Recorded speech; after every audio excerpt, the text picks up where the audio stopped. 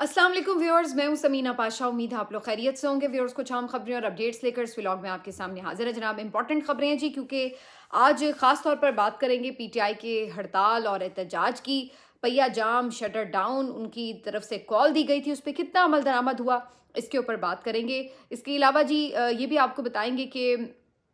आज जो मरियम नवाज साहिबा उन्होंने भी एक नया तुरप का पत्ता फेंका है और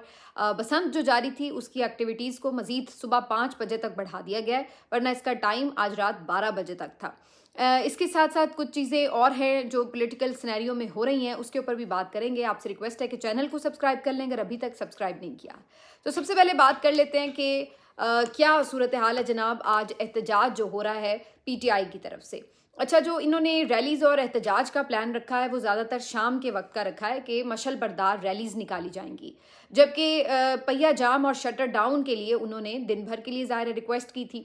अब इसके ऊपर अगर ओवरऑल हम जायज़ा लें कि कितना इस पे अमल हुआ है, तो मैं थोड़ा सा आपको इलाका वाइज तफसील बता देती हूँ और उसके बाद हम इससे एक एनालिसिस करने की भी कोशिश करेंगे। अगर बलूचिस्तान की बात की जाए तो सबसे ज़्यादा वहाँ पर ये हड़ताल जो है वो कामयाब दिखाई दे रही है। हैरत अंगेज़ तौर पर जहाँ पर इतनी ज़्यादा हमें इसके लिए मोबिलाइजेशन या आप यूँ कहें कि लोगों को जाके इनवाइट करना या वहाँ पर कोई स्ट्रीट मूवमेंट उस तरह से दिखाई नहीं दे रही थी, लेकिन वहाँ पर ये हड़ताल ज़्यादा कामयाब दिखाई दे रही है और इसका एतराफ़ बीबीसी ने भी किया है। उनकी रिपोर्ट में भी ये बताया गया है कि बलूचिस्तान के मुख्तलिफ़ इलाकों में पहिया जाम है और शटर डाउन है। अच्छा, यहाँ पे मैं ये भी एक बात मेंशन कर दूँ कि बलूचिस्तान एक ऐसा इलाका है जहाँ पर फ्राइडे के रोज़ जो तिजारती मराकज़ हैं वो बंद रखे जाते हैं, जबकि इतवार के दिन जो है वो खोले जाते हैं। यानी छुट्टी जो है वो जुमे वाले दिन वहाँ पे की जाती है, इतवार को रूटीन के मुताबिक खुले होते हैं। तो इसलिए आज की जो उनकी हड़ताल है जिसमें शटर डाउन है, तो आप ये कंफ्यूज नहीं हो सकते कि जी वहाँ पर तो नेचुरली संडे को बंद होती हैं, तो वो वाला जो मामला है वो यहाँ पे दिखाई नहीं दिया जा सकता, इसलिए क्योंकि वो तो संडे को खोलते हैं दुकानें यूजुअली। लेकिन आज अगर हम बात करें तो सबसे पहले यहीं से खबरें आना शुरू हुई कि कोयटा में शटर डाउन था, पहिया जाम था और मुख्तलिफ़ इलाकों में मुख्तलिफ़ जो आम मेन बाज़ार थे वहाँ पर बिल्कुल सन्नाटा दिखाई दे रहा था और तहरीक तहफ़्फ़ुज़ आईन पाकिस्तान के जो वर्कर्स हैं वो वहाँ पर पहुँच के रोड्स वगैरह भी ब्लॉक कर रहे थे। इसी तरह से ज़ियारत में, पशीन में, ज़ोब में और इसके साथ कुछ दीगर जो इसके इलाके हैं बलूचिस्तान के, वहाँ पर जो शटर डाउन रहा और पहिया जाम रहा, तो वहाँ पर आपको एक इफ़ेक्टिव और मौसर जो है वो हड़ताल दिखाई दे रही है। जैसे मैंने कहा कि अगरचे बलूचिस्तान में आपको इतनी एक्टिविटी नज़र नहीं आ रही थी कि बहुत ज़्यादा लोगों को कन्विंस किया गया हो हड़ताल के लिए, लेकिन वहाँ पर ये ज़्यादा आपको एक कन्विंसिंग वे में अपना लोग मैसेज देते हुए नज़र आ रहे हैं। हालांकि वहाँ पे कोई ऐसी ज़ोर ज़बरदस्ती नहीं की गई है, लोगों ने अपने तौर पर ये दुकानें बंद रखी हैं। अब इसमें जो अगर आप मेरे से वजह पूछें तो मुझे ये लगता है कि एक तो ओवरऑल चूँकि बलूचिस्तान में आपको पता है कि अनरेस्ट है, लोग उस तरह से वहाँ पे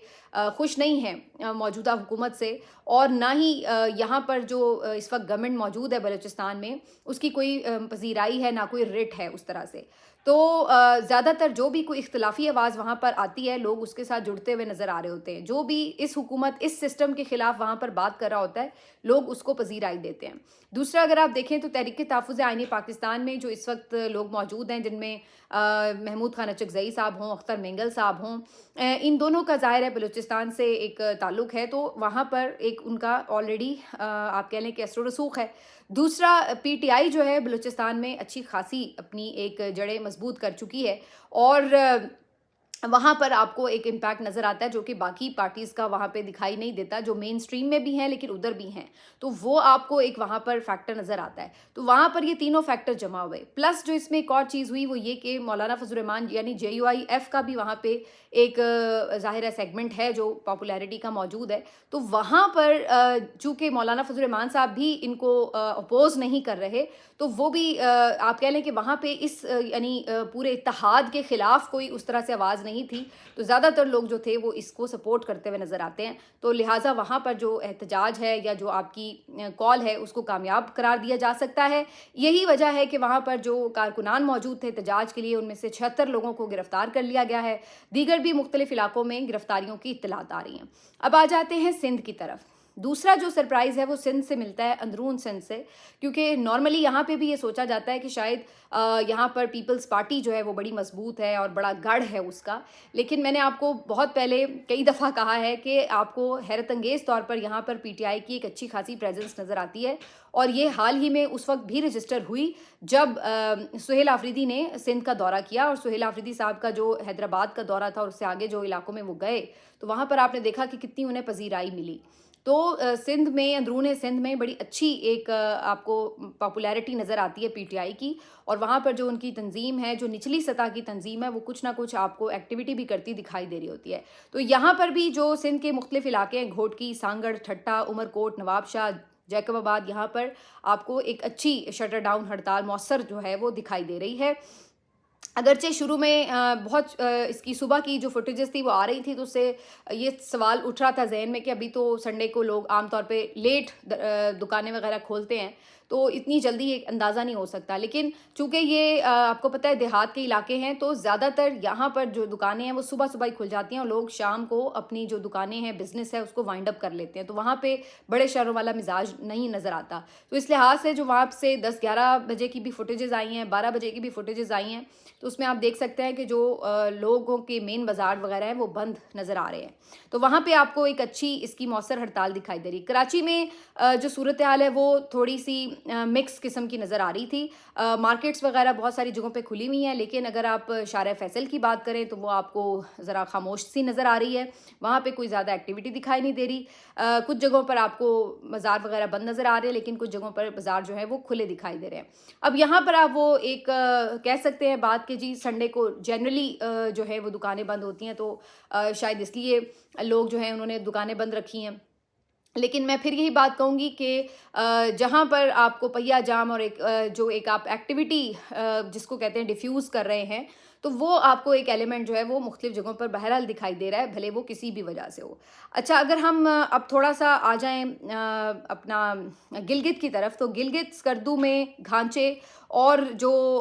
साबिक वज़ीर आला का हल्का है रट्टू, वहाँ पर आपको एक अच्छी मौसर हड़ताल नज़र आ रही है जहाँ पे शटर डाउन है। और वैसे भी स्कर्दू में आज ख़ास तौर पर जो ये वाक़या पेश आया था इस्लामाबाद का, साना इस्लामाबाद की वजह से भी यहाँ पे यौम स्याह भी है, तो लोगों ने जनरली यहाँ पे 2-3 दिन से एक सोग का आलम है, तो यहाँ पर शटर डाउन भी है, पहिया भी जाम है, और लोग जो है वो रैलीज़ वगैरह भी निकाल रहे हैं। कल बहुत बड़ा प्रोटेस्ट भी यहाँ पे किया गया था। अच्छा, उसके साथ साथ फिर हम आ जाते हैं अब ज़रा अपने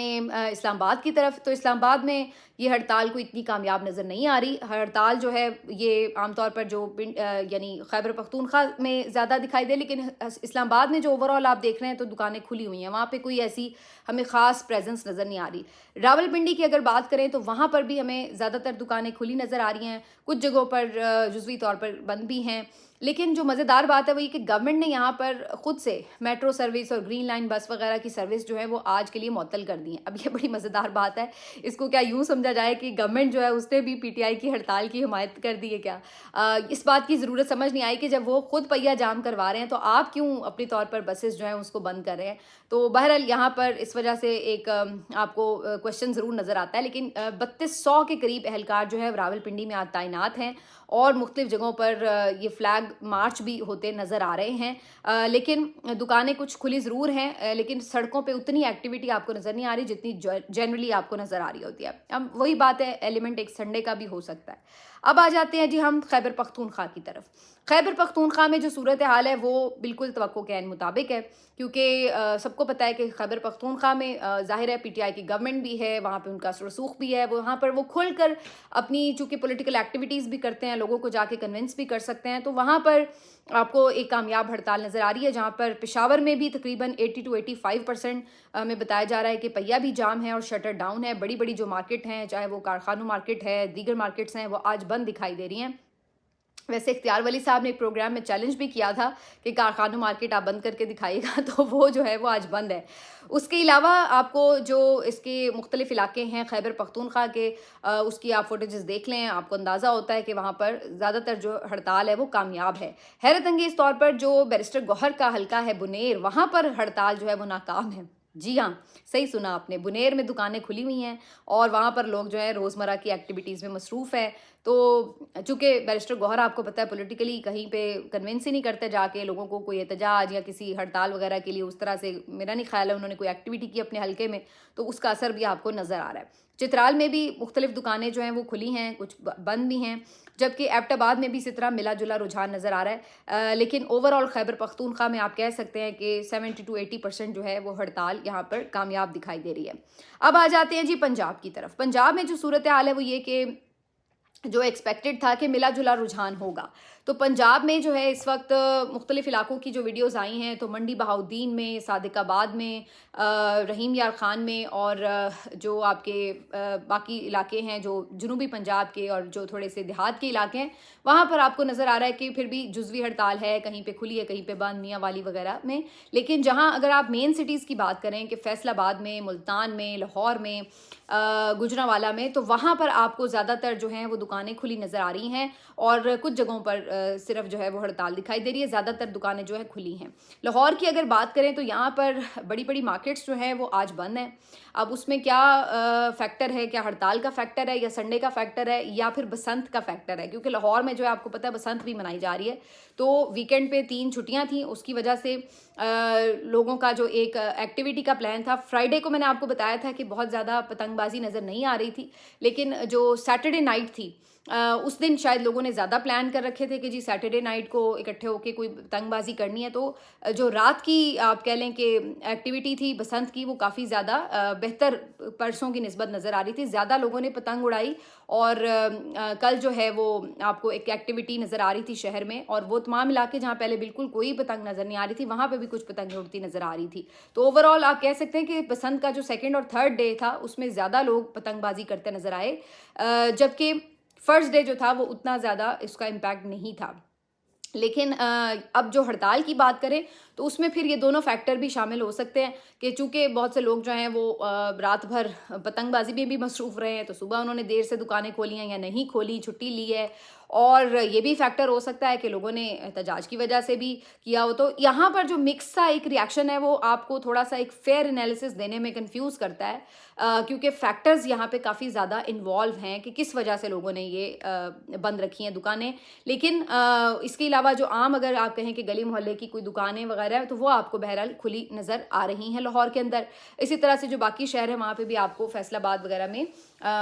زیادہ تر دکانیں کھلی نظر آ رہی ہیں۔ تو یہ اوور آل امپیکٹ رہا ہے، لیکن اگر اب ان تمام صوبوں کے بعد اوور آل میں کہوں تو میرے خیال سے 60 to 70% جو ہے انہوں نے ایک اچھا اپنا کامیاب شٹر ڈاؤن کیا ہے، اور اس میں ایک ہمیں ان کی ایک کامیابی نظر آ رہی ہے، جبکہ میرے خیال سے ابھی اس کی تیاری کمزور تھی۔ اگر یہ تھوڑا اور بہتر اس کو کرتے آرگنائزیشن میں تو میرے خیال سے اس میں اور بہتر جو ہے وہ آپ کو ایک